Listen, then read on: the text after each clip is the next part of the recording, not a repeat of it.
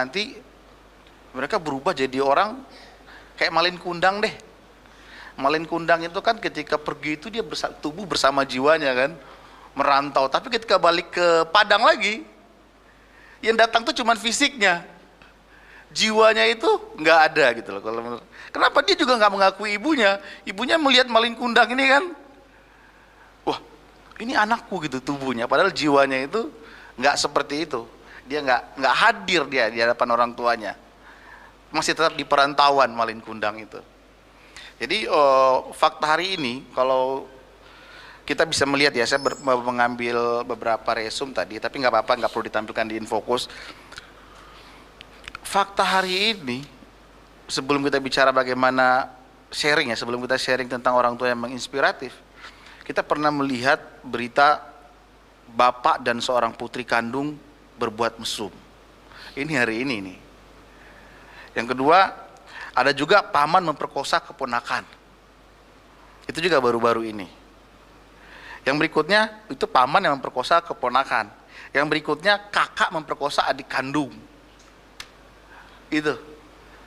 Ada lagi siswa SD, dia memperkosa gadis SMP.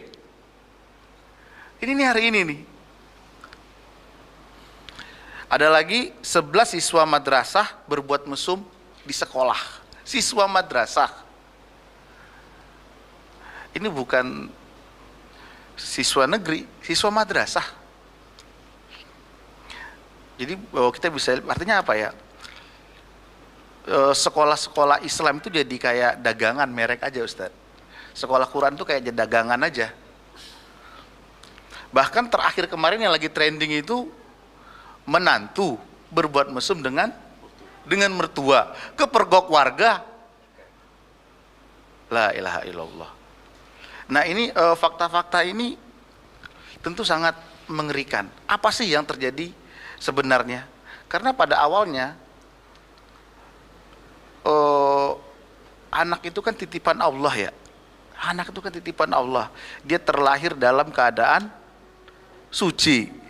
Dan Allah tuh hanya minta kita mengembalikan dia seperti itu. Nggak perlu mengembalikan ke Allah itu dengan bawa oleh-oleh rumah, bawa oleh-oleh 5 mobil di hadapan Allah. Allah tuh hanya minta dikembalikan dalam keadaan suci lagi. Dia dikembalikan dalam keadaan fitrah. Nah, hanya kadang-kadang di era modern sekarang ini, di era digital ini dengan kesibukan yang sangat luar biasa, membuat kita itu nggak memiliki waktu dalam mengasuh anak dan menjadi orang tua yang menginspirasi. Akhirnya apa? Orang tua itu terlihat tidak menarik dibandingkan dengan handphone, ya kan? Di saat sedih, yang hadir itu, yang dicari anak itu bukan orang tua lagi, tapi yang dicari itu apa? Handphone, ya kan? Padahal kan hal terbaik yang dilakukan orang tua untuk mendekati anak itu ya di saat sedih, salah satunya.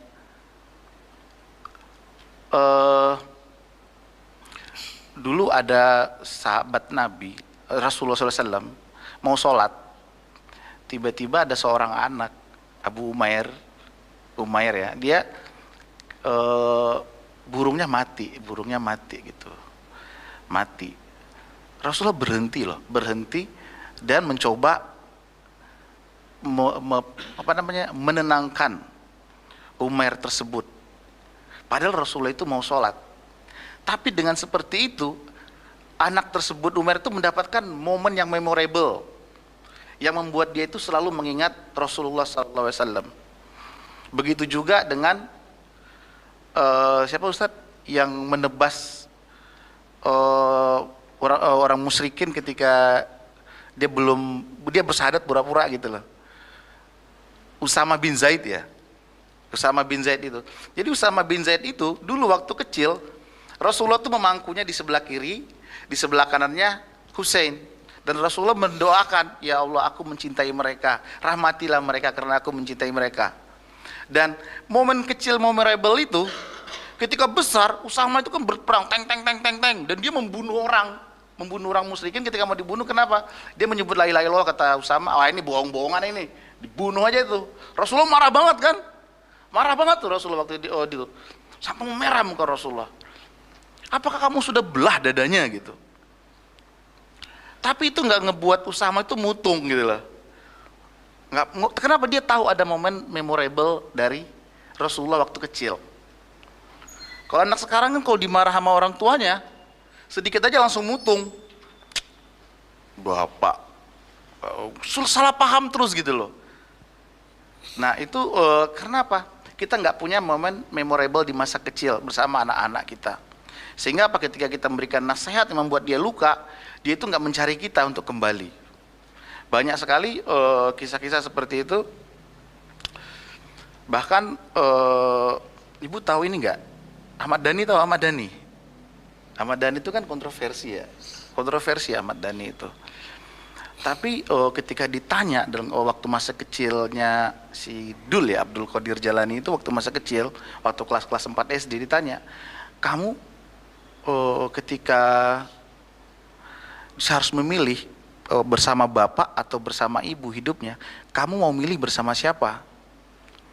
Kata Aki J itu, Abdul Qadir Jalani itu, aku milih bersama bapak. Kok bisa bersama bapak gitu kan? Aneh kan? Habis kalau bapak itu selalu hadir buat aku. Kami sering manggung bareng. Ketika aku tabrakan, ini cerita, dapat cerita kita. Tabrakan, si Dul tabrakan kan Pak ya? Tabrakan, menewaskan banyak orang. Katanya itu Ahmad Dhani itu sedang memiliki kontrak yang sangat banyak konser. Dan dia membatalkan atau seperti apa, dan dia intinya tidak ikut dengan konser itu yang nilainya itu senilai miliaran rupiah, dan dia bersama dengan anaknya. Nah, momen-momen seperti itu dibawa oleh anak ketika besar, dan itu yang membuat kita bisa menginspirasi. Nah, sedikit saya membahas tadi terkait dengan fakta-fakta kekinian. Bahkan kalau kita tanya Bu, anak-anak sekarang cita-citanya apa? Ibu duduk di Mall Ambassador gitu kan, ada anak-anak perempuan nongkrong-nongkrong. Kalau kita nanya cita-cita, cita-cita kamu apa? Dia bilang cita-cita aku sih pengen tidur bersama artis ini. Cita-citanya itu kayak apa? Nggak ada gitu loh. Mereka tuh kosong anak-anak kita hari ini. Masa cita-citanya pengen tidur bersama seorang artis?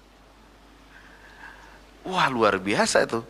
Bahkan saya pernah dengar sharing dari Ustadz Bendri, ada seorang anak sharing melalui email. Dia mengatakan gini, Ustadz, aku adalah seorang satu geng pelajar. Kami berlima dan kami berlomba-lomba untuk mendapatkan satu cowok ganteng di sekolah. Satu cowok ganteng di sekolah dan dia anak basket. Akhirnya kami berlomba dan akhirnya aku menang. Akhirnya aku pacaran dan aku hamil dan aku dikeluarkan dari sekolah. Sementara si cowok itu enggak. Terus ternyata si cowok itu pacaran lagi dengan teman gengku yang kedua. Dan temanku itu juga hamil. Dan si cowok tuh enggak. Sampai yang ketiga Ustadz, semuanya kami hamil. Sekarang aku mau bertanya. Apa pertanyaannya? Siapa yang berhak menjadi pacarnya? Bukan bertanya apa namanya? Bagaimana cara bertaubat, bagaimana cara kembali kepada Allah. Tapi pertanyaannya apa? Siapa yang berhak menjadi pacarnya? Ini generasi yang ini nih, generasi sekarang nih. Dan pada merekalah kita akan serahkan negeri ini nantinya gitu loh. Karena generasi-generasi inilah yang akan memimpin negeri ini. Jadi hal-hal sederhana di luar itu mengerikan ternyata. Kita melihat mereka tuh, anak-anak remaja sekarang tuh berjilbab, menghafal Quran, tapi mereka tuh kayak terlepas gitu loh dari hafalan-hafalan mereka. Bahkan data-data kemarin itu di Jabodetabek itu anak-anak remaja kehilangan keperawanan itu 51%. Ini majelis taklim banyak loh, zikir-zikir akbar tuh di mana-mana sampai nutup-nutup jalan. Tapi fenomena fakta ini tuh kita nggak bisa tutup. Itu itu yang terlihat di atas, di bawahnya kita nggak tahu. Lebih mengerikan lagi kan. Bahkan di 12 survei di 12 kota besar di Indonesia, 92% anak-anak remaja itu pernah melakukan ciuman. 62% pernah melakukan hubungan intim. Waduh, Ini mengerikan sekali Bapak Ibu semuanya. Belum lagi dengan fakta-fakta 60 orang setiap tahunnya meninggal hanya gara-gara geng motor. 30% anak-anak SMP merokok. Kalau SMP merokok, SMA bisa jadi bandar narkoba, Pak. Ya kan? Dan bahkan 500 video porno yang diproduksi di Indonesia, 90% pelakunya adalah remaja. Nah, ini kenapa bisa kayak gini? Ternyata memang di situ bahkan aborsi itu dilakukan oleh remaja itu sampai 2,4 juta kasus aborsi setiap tahunnya. Ini kita sampaikan ke anak-anak di sekolah. Ya pertama kan kasus aborsi hubungan intim itu kan dimulai dari apa? Dari assalamualaikum, bagaimana kabar? Boleh nggak belajar bersama? Nggak ada bukunya, akhirnya ke Gramet bareng-bareng. Pas nyebrang, kepegang tangannya. Kesetrum, bapak kamu orang PLN ya? Kok bisa? Habis aku kesetrum pegang tangan kamu gitu kan. Udah deh, udah pegang tangan sampai di rumah dikasih teh. Udah akrab cipika-cipiki, ya kan? Apa namanya? Cium pipi kanan, cium pipi kiri. Sebulan kemudian, kata anak-anak tuh takbir. Tabrakan bibir. Itu mereka hari ini kayak gitu, Bu. Istilah-istilah mereka tuh la haula wala quwwata illa billah. Takbir, setelah takbir apa? Smackdown. Udah, aborsi. Ini luar biasa. Bahkan ada fenomena istilahnya itu, kata mereka tuh cabai merah. Dulu ada cabai-cabean ya. Ada cabai merah. Cabai merah itu ibaratnya bahasa mereka itu anak ABG yang rela tubuhnya itu bahasa mereka itu digrepe. Asal yang grepe itu adalah anak ketua geng motor, anak basket, atau ketua yang kumpulan remaja yang bos-bosnya gitu loh. Ada lagi cabai hijau, Pak. Kalau cabai hijau itu anak ABG yang tubuhnya rela digrepe, nanti kasih handphone, iPhone. Ada lagi jagung bakar. Tahu jagung bakar? Janda tanggung bisa dibawa ke kamar. Macam-macam istilah. Ada lagi jamur. Jamur tahu, Bu? Jamur tuh janda di bawah umur. Artinya ini anak-anak yang sudah berhubungan intim, terus dinikahi kan, harus nikah kan mereka kan bapaknya kan. Setelah nikah diceraikan. Diceraikan, akhirnya anak itu jadi jamur. Janda di bawah umur. Nah, ini saya sedikit, jadi PR kita, izin sedikit menyimpulkan teman-teman ya, bapak-bapak ibu semuanya, jamaah kita semua di sini. Hal yang paling penting hari ini, bahwa memang bukan yang paling penting, fakta hari dan kenyataannya hari ini adalah orang tua itu sedang sibuk hari ini di pekerjaan. Bahkan suami istri bekerja hari ini. Salah satu opsi yang bisa kita lakukan adalah quality time, waktu yang berkualitas bersama keluarga. Maksudnya quality time ini apa sih rumusnya? Kalau seandainya kita tidak punya banyak waktu, gunakanlah waktu yang sedikit itu, tapi bisa berharga. Jangan sampai waktu yang sedikit itu masih digunakan juga dengan menggunakan handphone bersama anak. Ketinggian jadinya cita-cita kita pengen mendidik generasi robbani, gitu loh. Udahnya kita sibuk kerja, di rumah masih pegang handphone. Nasehatin anak jarak jauh, ya kan? Kita lagi nyuci mobil, kita sambil ngomelin anak dengan lapisan tembok berapa, sambil di kamar teriak-teriak. Ini nggak nyampe dong nasihatnya kan? Ibu lagi masak nasi nih, lagi goreng ikan, ibu nasehatin anak ibu di ruang tamu sambil pegang handphone dianya. Nggak kena dong konsep nasihat. Kalau kita nasehatin anak tuh kita panggil, Bu, dekat gini, ngomong baik-baik, pegang bahunya. Kalau anak laki-laki ditepuk-tepuk baunya, kebanggaan bagi dirinya. Curhat dong ibunya gitu. Mama, sayang banget sama kamu. Waktu lahir, dibelai-belai, ditaburi dengan doa. Kenapa hari ini kayak gini, Mbak? Baru ngomong baik-baik, jarak dekat kayak gini. Nggak usah jadi Tarzan, teriak-teriak di rumah. Ya kan? Orang tua sekarang kan suka jadi Tarzan. Di rumah teriak-teriak aja. Nah, jadi quality time. Jadi ada beberapa hal yang saya rangkum di sini, teman-teman, bapak-bapak semuanya.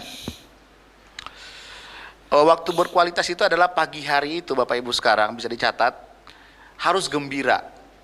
Kenapa? Banyak sekali orang tua di pagi hari itu membuat suasana hati anaknya itu berantakan.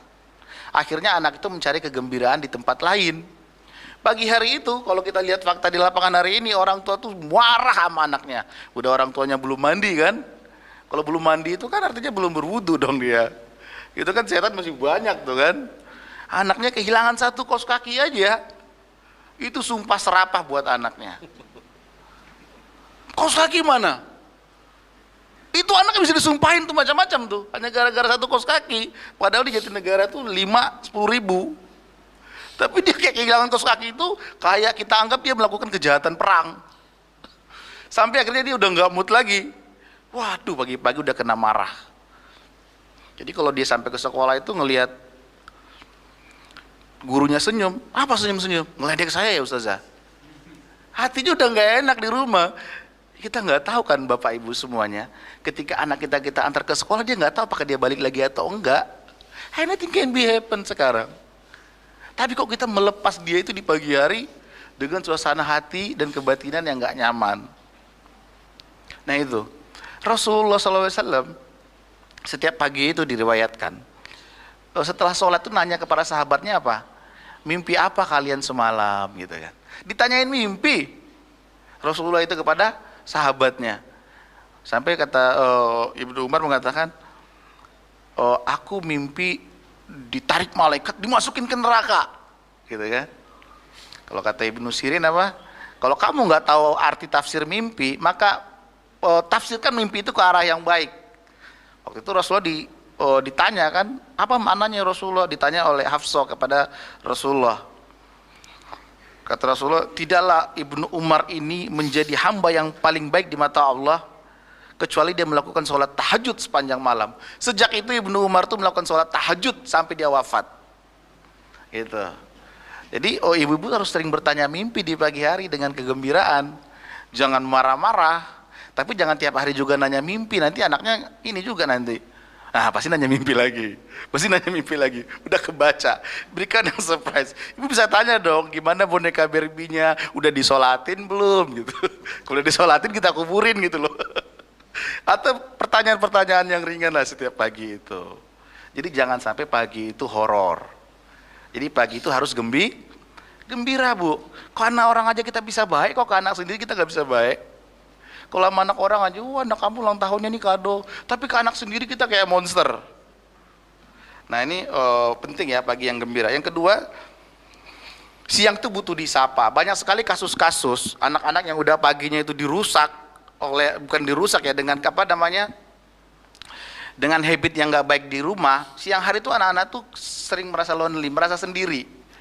Nah kadang-kadang mereka tuh butuh disapa. Ya, ibu telepon lah gurunya, nanya, udah makan belum? Bagaimana kabarnya? Siapa aja teman kamu hari ini? Belajar apa aja hari? Itu harus ditelepon Bu. Kalau enggak nanti dia akan di-chat oleh seseorang yang bisa mengisi kekosongan hatinya. Sehingga apa? Dia akan tergantung dengan suasana itu. Itulah yang terjadi beberapa tahun lalu. Seorang remaja diperkosa ramai-ramai di Tangerang. Satu perempuan mau ke Tangerang. Kenapa? Laki-laki itu ternyata sering dulu tuh chatnya tuh di Facebook, chat terus setiap siang. Akhirnya apa? Ya merasa kekosongan hatinya itu diisi oleh seseorang itu, nyaman dia. Akhirnya disuruh ke Tangerang tuh mau, dihabisi di sana. Jadi penting sekali kita menyapa anak-anak di siang hari. Pagi hari gembira, siang hari anak butuh disapa, dan malam hari itu penuh makna. Kalau kata Nasruddin Albani itu apa? Tidur itu saudara kandung dari kematian. Jadi kalau kita ingin, ini salah satu bentuk terapi husnul khotimah mungkin ya. Jadi apa? Lakukanlah ritual-ritual sebelum tidur. Kenapa? Tidur itu saudara kandung dari kematian. Bagaimana cara kita tidur? Bisa jadi seperti itulah cara kita mati. Rasulullah itu sebelum tidur itu kan dia minta maaf sama Aisyah, istighfar gitu. Anak-anak kita juga harus didampingi Bu sebelum tidur itu. Kalau konsep barat kan anak-anak ditinggalin aja tuh, mau tidur dipisahin. Kita nggak tahu seharian anak-anak kita tuh ngapain Bu. Dia nggak tahu dia berantem di sekolah tadi, dia berinteraksi dengan siapa aja, mungkin ada guru yang salah ngomong ke dia. Malam hari ibu harus netralisir itu. Wah, apa tadi kabar kamu, gitu kan? Tadi aku berantem sama temanku Mi, makananku diambil, gitu kan? Wah, terus aku pukul dia Mi, gitu. Wah, jangan dong, tangan kamu ini bukan buat mukul orang-orang Muslim. Tangan kamu ini untuk memberikan kebaikan. Nah, dia bagus gitu loh, akhlaknya baik gitu loh. Kenapa kondisi gelombang anak menjelang tidur itu paling bagus buat nasihat? Sama kayak kita menasihati anak lagi di jalan, kendaraan di mobil. Makanya banyak sekali anak-anak naik mobil itu bernyanyi, bergembira, naik motor, riang gembira. Kenapa? Oh, kondisi hatinya sedang nyaman. Nah, berikan nasihat-nasihat ketika berkendara, ketika sebelum tidur. Nah, sekarang anak-anak kita sebelum tidur itu kamarnya kan sendiri, ya kan? Internet, wifi, iya. Kamar mandi sendiri. Dia bisa melakukan apa saja, Bu. Dengan satu sentuhan jarinya, dia bisa bermaksiat sepanjang malam sebelum tidur. Nah, itu penting kita membuat suasana malam itu menjadi hal-hal yang membuat anak kita itu tidur itu dengan hal-hal yang baik. Diantarkan mereka itu dengan hal-hal yang baik. Bahkan kita tuh kalau mau tidur itu ucapkan asyhadu an la ilaha illallah gitu kan. Dibiasakan aja, wasyhadu anna Rasulullah. Ucapkan istighfar untuk matamu, ucapkan istighfar untuk tanganmu, ucapkan istighfar untuk kupingmu, ucapkan istighfar untuk mulutmu gitu loh. Dibekalilah mereka sebelum tidur itu. Jangan sampai sebelum tidur mereka apa? Dengerin dangdut, ya kan? Indosiar, atau dengerin lagu-lagu K-pop, dan mereka diantarkan tidur seperti itu. Waduh, bagaimana mereka setiap hari kayak gitu? Terus tiba-tiba kita berharap mereka menjadi anak-anak yang penghafal Al-Quran. Nah, artinya memang ini penting bagi kita kembali merenungi peran-peran kita sebagai orang tua. Karena kalau sekedar melahirkan, hewan juga melahirkan, Bu. Iya kan? Hewan juga melahirkan. Peran kita ini mendidik gitu. Mungkin itu saja, Kak Agung. Terima kasih. Assalamualaikum warahmatullahi wabarakatuh. Waalaikumsalam. Jadi kalau tadi disampaikan oleh Ustadz Agus beberapa fakta yang cukup menegangkan, yang sangat mengiris, dan memang sudah terjadi gitu kan. Dan boleh dibilang tadi kalau kata Ustadz Wido, los adab atau biadab ya Ustadz ya, kehilangan adab. Nah, ini luar biasa tantangan kita saat ini ya Bunda ya Ayah. Dan mungkin sekarang kita akan lebih jauh menelusuri apa dan siapa sih emang untuk menjadikan generasi yang beradab, bahkan yang berakhlak Qurani itu siapa dan apa sih maknanya gitu. Silakan Ustadz Wido untuk bisa menyampaikan.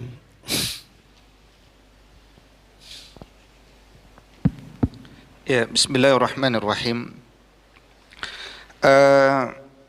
Saya kira kita semuanya mengenal istilah adab ini dan kemudian merindukan anak-anak yang beradab. Hanya saja terkadang pemaknaan kita tentang adab itu terbatas ya. Kalau ditanya anak beradab itu seperti apa? Biasanya jawabannya adalah anak yang sopan santun lah ya. Sopan santun sama orang tuanya. Kalau dalam bahasa pendidikan umum, anak yang berkarakter, anak yang bermoral, dan seterusnya. Padahal kalau anak berkarakter, masih ada pertanyaan tuh, karakter siapa yang mau dipasangkan? Pemain film Ahmad Dahlan, pernah nonton film Ahmad Dahlan, pendiri Muhammadiyah? Pemain filmnya berkarakter nggak? Berkarakter. Pertanyaan berikutnya, Muslim tidak? Enggak. Pemain film Sayyidina Umar berkarakter nggak? Karakter. Tapi apakah Muslim? Jadi karakter itu sesuatu yang dipasangkan. Moral pun sesuatu yang tidak lepas dari sejarah dari mana kosakata itu ada. Nah, kalau kosakata adab ini perlu sedikit difahami bahwa sebelum Islam datang, kata adab udah dipakai oleh orang Arab untuk menunjuk pada penggunaan jamuan undangan makan. Ya, undangan jamuan makan. Kemudian setelah Nabi hadir, Adab termasuk kosakata yang tetap digunakan tapi dengan makna yang baru dan dikaitkan nanti dengan dunia pendidikan. Maka Nabi mengatakan dalam satu hadis dengan derajat yang dhaif, "Adabani Rabbi fa ahsana ta'dibi." Allah telah menanamkan adab kepadaku dan memilihkan kurikulum adab terbaik untukku. Dari mana kurikulum adab itu muncul? Kata Nabi, al-adab huwal Qur'an. Adab itu adalah Al-Quran. Mustahil memiliki anak yang berkarakter Islami atau beradab kalau Al-Quran cuma dijadikan pelajaran pelengkap penderita, atau pelajaran adab adalah pelajaran pelengkap penderita juga. Ada kok di sekolah saya pelajaran adab, kok anak saya tidak beradab? Ya karena pelajaran adabnya adalah pelajaran yang terpisah, semacam mata pelajaran. Maka kata Nabi SAW, "Inna hadzal Qur'an ma'dubatullah." Sesungguhnya Al-Quran ini adalah ma'dubah. Dia adalah jamuan adab dari Allah. Kalau kita ingin beradab, maka kuasailah